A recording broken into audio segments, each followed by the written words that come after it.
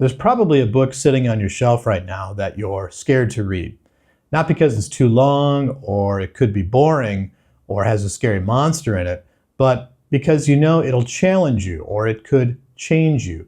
So let's talk about reading that book. In a previous video that I made titled, Be a Braver Reader, I talked about how reading bravely means pushing yourself.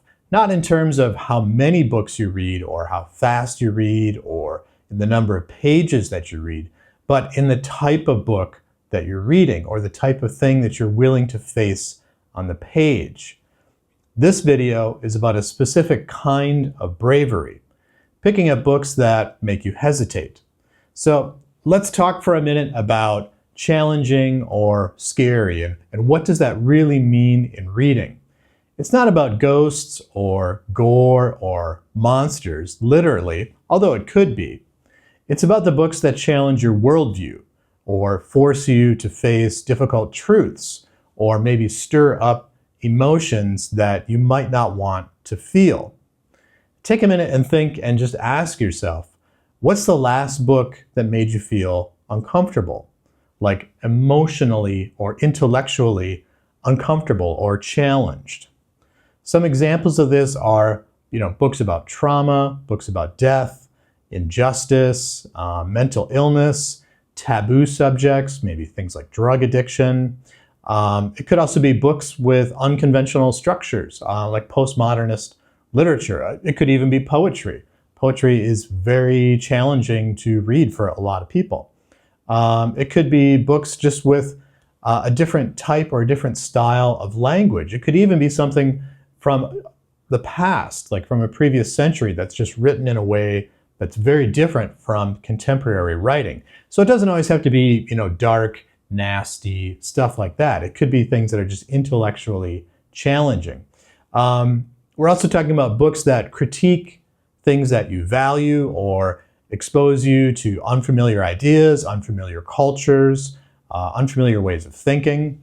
Nonfiction is great for this because it's a great way to read about different periods of history. And history is a great example because as we grow up, we're taught a certain kind of narrative, and we believe that to be, true history. But as we grow up and we get older, we realize there's more than one truth, especially when it comes to history.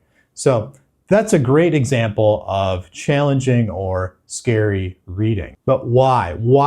As a reader, why should you lean into that kind of challenge or that kind of fear? Why should you scare yourself as a reader? Well, I believe, like a lot of things in life, if a book scares you, that's where you're going to grow the most as a reader, as a person, as a thinker. This is really the place where real growth happens. Fear is often your brain's way of telling you there's something meaningful on the other side. And reading bravely isn't just about getting through difficult books, it's about being changed by them. Even if that change is just a reaffirmation of your previous thought or your previous belief, at least you challenged yourself and ended up stronger in some of your beliefs. Or it could broaden your belief. You don't have to give up your previous belief or your previous thought. It could just help broaden it or add more nuance to it. Okay, so I can't just tell you to do it without doing it myself. So I'll give you a couple examples of books that scared me, books that challenged me, books that really kind of shook me, but they were definitely worth it. So one example, and this is a book I almost didn't even read, is Notice by Heather Lewis. I've talked about this book in a few other videos. I did do a review of it, and it's a pretty well-known book, but it's a really, really difficult book. About 20 pages into the book, I put it down, and I can still distinctly remember the moment of putting it down on the table and thinking to myself, should I read this book? Because this book has already gone to some very dark places, and I don't know if I didn't know at the time if I could go there. Like, am I ready for that? I had to ask myself, like, can I really do this? But I had heard from others who had read it and completed it that it is a really rewarding book despite its challenges, and sometimes actually that the challenges of reading it made it rewarding. And I also took a little bit of time to read more about the author, about Heather Lewis, and her life and the challenges that she faced in her own life.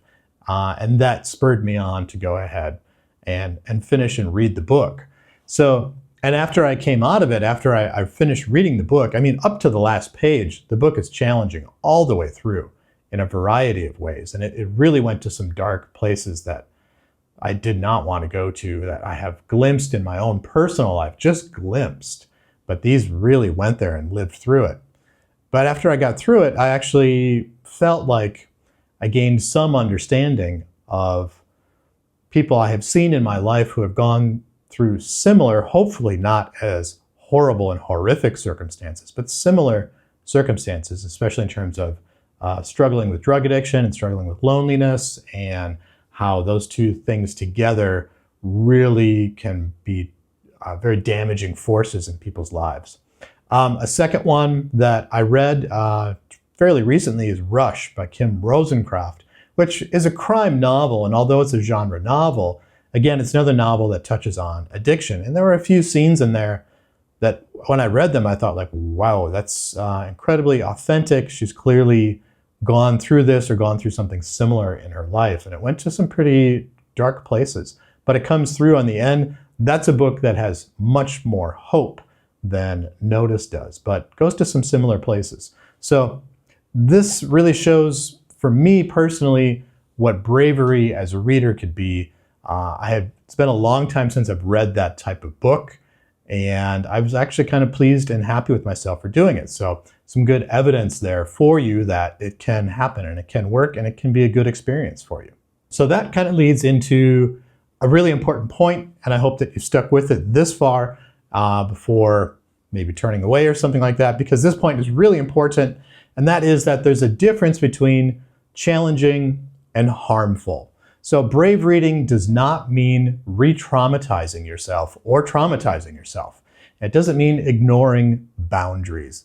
Brave reading is not reckless. You need to know your limits. If you need to take breaks, like in my example, like I did put Notice down. There are 2 or 3 times actually I put that book down and just kind of like didn't come back to it for another day or so.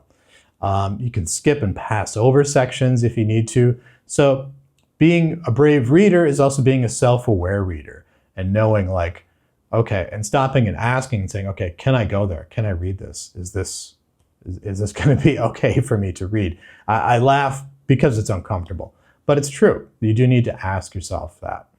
So here's the challenge for you, the viewer and the reader. What if the book that you're avoiding is the one that could change you for the better?